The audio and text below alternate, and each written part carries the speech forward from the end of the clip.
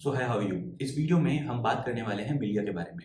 मिलिया एक white heads की तरह दिखने वाली एक चीज होती है, पर ये व्हाइट हेड से कंप्लीटली डिफरेंट होती है। इस चीज के बारे में तो हम बात करेंगे ही वीडियो में आगे चल के, पर उससे पहले मैं आपको ये भी बता दूं कि मिलिया ज्यादातर 25 की एज के बाद लोगों के अंदर देखा जाता है और इसकी कॉमन जो एज होती है वो 30 के बाद की ही होती है, पर कुछ कुछ लोगों में 25 की एज के आसपास भी देखा जाता है। तो आज हम इस वीडियो के अंदर ये सारी बातों के बारे में कंप्लीट बात करेंगे कि मिलिया क्या होता है, ये किस तरीके से हो जाता है स्किन के अंदर, ताकि आप इसको बचा सको, आप इसको होने से रोक सको। और दूसरा फिर हम इसके बारे में ये भी बात करेंगे कि अगर आपको ये हो चुका है तो फिर अब हमें क्या करना है, होम केयर में क्या हो सकता है और प्रोफेशनली आप इसके बारे में क्या बाहर जाके सर्विस ले सकते हो। सबसे पहले आप ये जान लो कि मिलिया जो होता है और जो व्हाइट हेड्स होता है वो कंप्लीटली डिफरेंट चीजें होती हैं।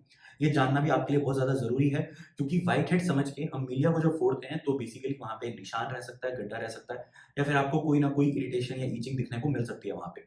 तो इसीलिए आप पहले मैं दोनों के बारे में आपको मैं डिफरेंस थोड़ा सा समझा देता हूँ, ताकि आप इनको दोनों को डिफरेंशिएट करके उनको अलग अलग तरीके से ट्रीट कर पाओ। तो बेसिकली जब आपको व्हाइट हेड्स होता है तो वो बहुत छोटा होता है, पहली बात, और वो उसके बड़े होने के चांसेस भी बहुत कम होते हैं और वो रेड इन्फ्लेटेड एरिया के आसपास ही आपको दिखाई देगा। ज्यादातर वो आपको बहुत पॉपअप जैसा दिखाई देगा कि हाँ आपने पॉपअप किया और वो टूट गया, पर मिलिया के साथ ऐसा नहीं है।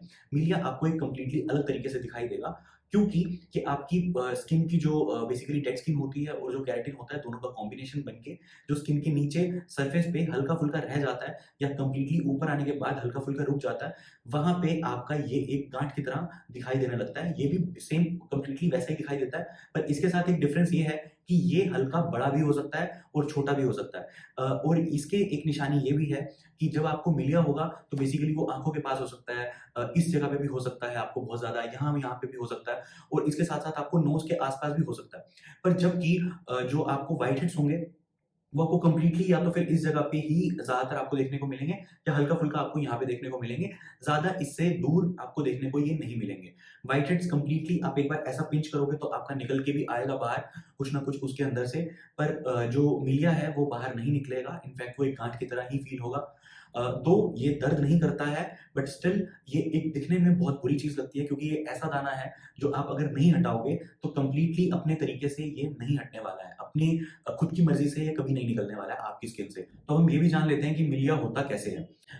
ये आपको पता होना इसीलिए जरूरी है, शायद मैं इसके बारे में पहले बात कर चुका हूँ वीडियो में, पर मैं आपको फिर से बता रहा हूँ, इसके बारे में आपको पता होना इसलिए जरूरी है ताकि आप इसके जो कोजेज हैं उनको आप ज्यादा से ज्यादा अवॉइड कर सको, सो दैट आपको ये बार बार ना हो, क्योंकि ये बार बार हो सकते हैं। तो स्टार्ट करते हैं। नंबर वन, जो आपको ये होता है वो एक ट्रॉमा की वजह से हो सकता है। स्किन का जो ट्रॉमा होता है, अचानक से मतलब बेसिकली आपकी स्किन में थोड़ा सा बर्न आ गया, उससे आपकी जो स्किन में है, बेसिकली मैं अगर एक एग्जांपल लेके चलूं कि एक्सफोलिएशन होती है स्किन की, तो एक नेचुरल एक्सफोलिएशन होती है जो हमारी 25 टू 28 डेज के अंदर होती है नेचुरली, पर उसको हम एक्सफोलिएशन को अगर बढ़ा देते हैं, उसकी स्पीड बढ़ा देते हैं, तो वो हम पील्स में भी कर सकते हैं, या फिर हम वो किसी और ऑर्डिनरी तरीके से भी कर सकते हैं, या फिर हमने बहुत ज्यादा कुछ हार्श केमिकल अपनी स्किन के ऊपर लगा लिए, तो उसकी वजह से जो ये एक्सफोलिएशन होती है उसके फास्ट होने की वजह से मिलिया इजीली देखा जा सकता है आपकी स्किन के अंदर। और दूसरा जो इसका तरीका है वो है एजिंग। 25 की एज के बाद आपको ये नॉर्मली अपनी स्किन के अंदर दिखने लग जाएगा, अगर आपकी एक अनकॉमन एज के अंदर ये आना स्टार्ट होता है तो। वैसे कॉमन जो इसकी एज होती है वो 30 के बाद की ही होती है। और थर्ड है कि ये आपको जेनेटिकली भी हो सकती है। जेनेटिकली आई थिंक मुझे आपको समझाने की जरूरत नहीं है, अगर जेनेटिकली होता है तो फिर वो होगा ही, आप उसके लिए कुछ नहीं कर सकते। बस हाँ, उसको ठीक करने के लिए मैं आपको आगे ट्रीटमेंट जो बताऊंगा उसको तो हम आगे फॉलो करने ही वाले हैं। और जो फोर्थ इसका जो कोज होता है वो होता है सन एक्सपोजर। सन एक्सपोजर के अंदर जब हमारी स्किन बहुत ज्यादा थिक होके, बेसिकली स्किन डैमेज होती है, सन एक्सपोजर अगर आपका ज्यादा होता है तो बहुत उसके अंदर स्किन डैमेज होती है, और डैमेज होने के बाद अगर वो स्किन आपकी फेस के ऊपर ही रह जाती है कहीं ना कहीं, डेफिनेटली वो भी रहती है, तो उस क्लोग्ड जो स्किन की वजह से ये जो आपके मिलिया हैं वो बढ़ सकते हैं, या फिर ये आपको होने के चांसेस बहुत ज्यादा होते हैं। तो बेसिकली सन एक्सपोजर की वजह से मिलिया होते हैं। और फिर जो इसका रीजन हो सकता है वो है क्लोग्ड पोर्स। पोर्स तो बेसिकली आप हमेशा से जानते होंगे कि हमारी पूरी स्किन के अंदर हर जगह पे छोटे छोटे पोर्स होते हैं, जहां से वो गड्ढे होते हैं, जो बाहर की जो ऑयल ग्लैंड्स हैं, जो स्किन के स्वेट ग्लैंड्स हैं, वो सब उसी के थ्रू बाहर से कम्युनिकेट कर पाते हैं, बेसिकली बाहर निकाल पाते हैं अपना स्वेट या फिर अपना ऑयल।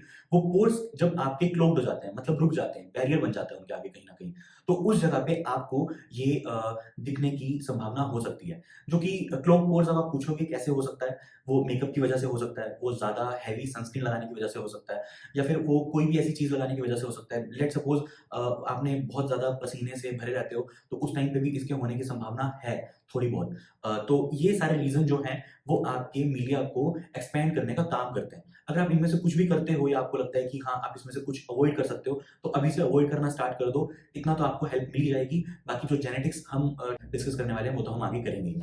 देखो, अब हम जैसे ही इसके ट्रीटमेंट्स के बारे में बात कर रहे हैं, तो कुछ चीज़ें तो आपको ऑलरेडी पता चल ही चुकी हैं, क्योंकि मैं जब आपको इसकी प्रॉब्लम बता रहा था, तो इसके साथ-साथ सॉल्यूशन भी पता चलता है।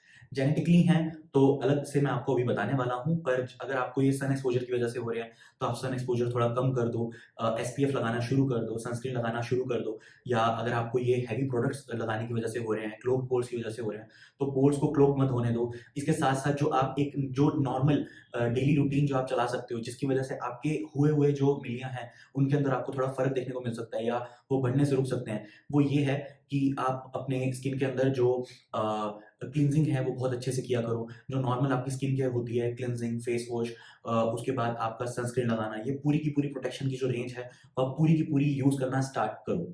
अब जहाँ पे हम सब चीज़ों के बारे में बात कर चुके हैं, यहाँ पे सिर्फ़ 2 टॉपिक बचते हैं। एक है जेनेटिक्स से होने वाले मीलिया, या दूसरा है कि आपको किसी भी तरीके से, जो भी हम तरीका डिस्कस कर चुके हैं पहले, उनमें से किसी भी तरीके से मीलिया हो चुका है। अब आप उसको हटवाओगे कैसे? तो सबसे पहले जेनेटिक्स के बारे में बात करते हैं। जेनेटिकली होने वाले मीलिया के साथ आपको एक ही प्रॉब्लम देखने को मिल सकती है।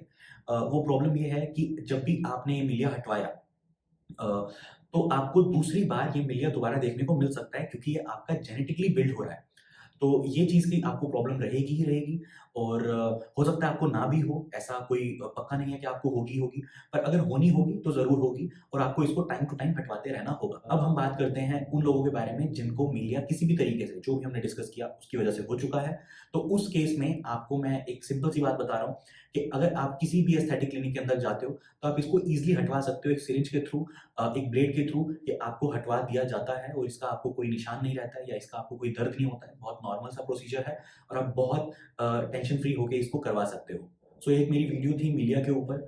आई होप ये वीडियो आपको बहुत सैटिस्फाइंग लगी होगी, आपको पता चल गया होगा मीलिया के बारे में। और अगर आपको अभी भी कोई डाउट है, तो आप कमेंट बॉक्स के अंदर देख सकते हो, या आप पूछ सकते हो, मैं आपको ज़रूर जवाब दूँगा। और तब तक के लिए bye, have a nice day.